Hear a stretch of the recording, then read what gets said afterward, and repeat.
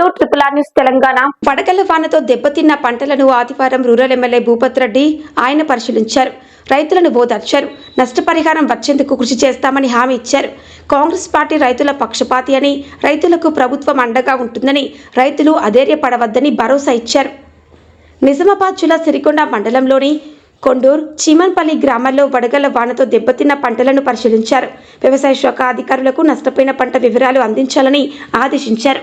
సందర్భంగా ఆయన మాట్లాడుతూ 33% దెబ్బతిన్న పంటను ఒక కేటగిరీగా, 33% కన్నా తక్కువ దెబ్బతిన్న పంటను ఇంకో కేటగిరీగా చేర్చడం జరిగిందని ఆయన అన్నారు. కాంగ్రెస్ ప్రభుత్వం రైతుల పక్షపాతి అని, రైతులకు ఏ కష్టం వచ్చినా కాంగ్రెస్ ప్రభుత్వం అండగా ఉంటుందని, తడిసిన ధాన్యాన్ని, మొలకెత్తిన ధాన్యాన్ని, రంగుమారిన ధాన్యాన్ని కాంగ్రెస్ ప్రభుత్వం కొనుగోలు చేస్తుందని అన్నారు. గత తెరాస ప్రభుత్వం పరిపాలన వల్లే మంచిప్ప పనులు పూర్తి చేయలేదని, దాని ఫలితమే నేడు పంటలు ఎండిపోవడానికి కారణమని ఆయన విమర్శించారు. 2 సంవత్సరాలలో పనులు పూర్తి చేసి రూరల్ ప్రాంత రైతులకు సాగునీరు అందిస్తామని ఆయన హామీ ఇచ్చారు.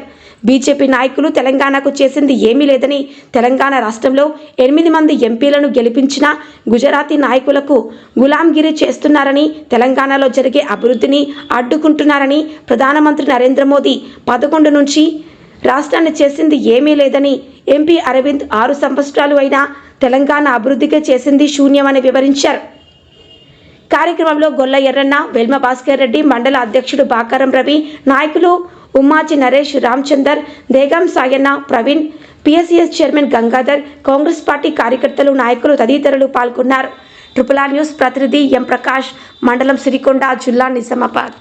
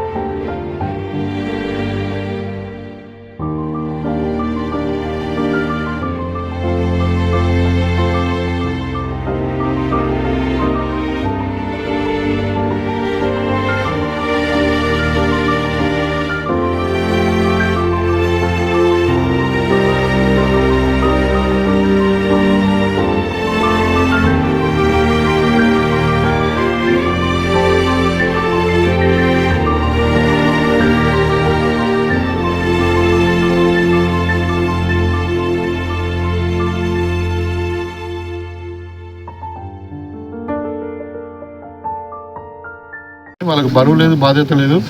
దీనికి కారణం ఎవరు? ఇవాళ పంటలు ఎండిపోతున్నాయి అంటే మొదలుగా ఇది ఒకటి చెప్తాను మీకు. తక్కువ డ్యామేజ్ అయింది ఇంకో కేటగిరీ. 33% కంటే తక్కువ డ్యామేజ్ అయినది మొత్తం కలిసి 150 ఎకరాలు ఉంది. 33% కంటే ఎక్కువ అంటే ఆల్మోస్ట్ అది అబోవ్ 50% అంటే అది టోటల్గా లాస్ అయినట్టే. అది 880 ఎకరాల దాకా ఉంది. 900 మంది రైతులు ఎఫెక్ట్ అయినరు. వాళ్ళను ఇక్కడ రావడంలో ముఖ్య ఉద్దేశం ఏంటంటే వాళ్ళ పంటలను పరిశీలించి, ఎందుకంటే పాపం 6 కాలం కష్టపడి 4 నెలల నుండి దున్ని అన్నీ కూడా మరి పంట పండించి ఫర్టిలైజర్ వేసి అన్నీ వేసి వాళ్ళ చేతికి వచ్చిన పంట, అమ్ముకోవడానికి వచ్చినటువంటి పంట వర్షాలతో నష్టపోవడం అన్నది రైతులకు చాలా తీవ్రని నష్టం. వాళ్ళను పరామర్శించి మరి వాళ్ళ పంటలను పరిశీలించి వాళ్ళకు ఒక భరోసా ఇద్దామనే ఆలోచనతో ఇక్కడ రావడం జరిగింది. నేను నిన్ననే అగ్రికల్చర్ మంత్రి గారితో కూడా చెప్పడం జరిగింది. ఇక్కడ కాన్ఫరెన్స్కి వెళ్తా ఉన్నాను, మరి రైతులతో నేను మాట్లాడుతానంటే ఆయన చెప్పారు, తప్పకుండా నువ్వు భరోసా ఇచ్చిరా, తప్పకుండా వాళ్ళు ఆదుకుందామని చెప్పారు. ముఖ్యమంత్రి గారు నిన్న చెన్నైకి వెళ్ళడం వల్ల మేము కలలేకపోయినాం, రేపు కలుస్తాం మళ్ళీ.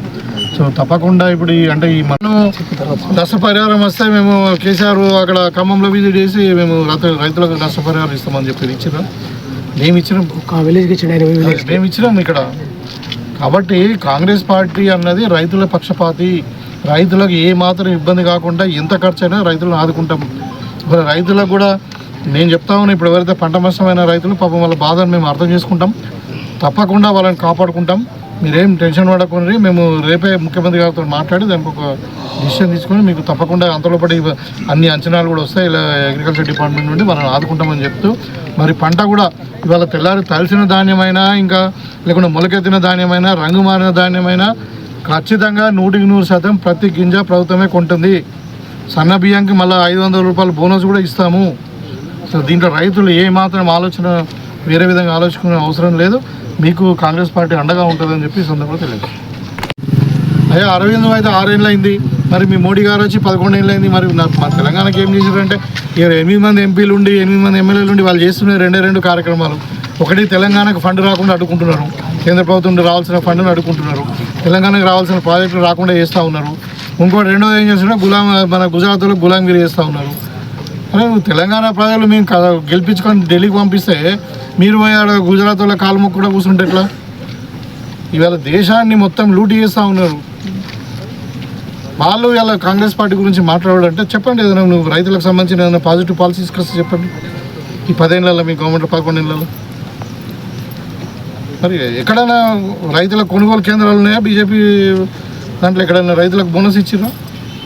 సరే ఒక గ్రామానికి మొత్తం 192 కోర్ వెరైటీకి ఉంది, అంటే దొడ్డ వడ్లకు 472 ఏమో ఫైన్ ప్యాడీకి ఉంది. మొత్తం కలిసి 666 సెంటర్లను. దీంట్లో 481 ప్యాక్ సొసైటీస్కు, తర్వాత ఐకేపీ వాళ్ళకు 107, తర్వాత డిసిఎంఎస్ వాళ్ళకేమో 68, మెప్మా వాళ్ళకు 8. మెప్మా ఎందుకంటే మనము ఈ మన కాన్స్టెన్సీలో సరౌండింగ్ కూడా కొన్ని విలేజ్లు ఉన్నాయి, అగ్రికల్చర్ విలేజ్ ఉన్నాయి. ఇప్పుడు కాలూరు ఖానాపూర్ లాంటి బోర్గాం లాంటివి ఉన్నాయి కాబట్టి దాన్ని పెట్టిండు. సరే ఏదున్నా ఇప్పుడు కాన్స్టిట్యూన్సీ సార్ చెప్పినా మీరు మొత్తం కాన్స్టిట్యూన్సీ అంటే మొత్తం కాన్స్టిట్యూన్సీలో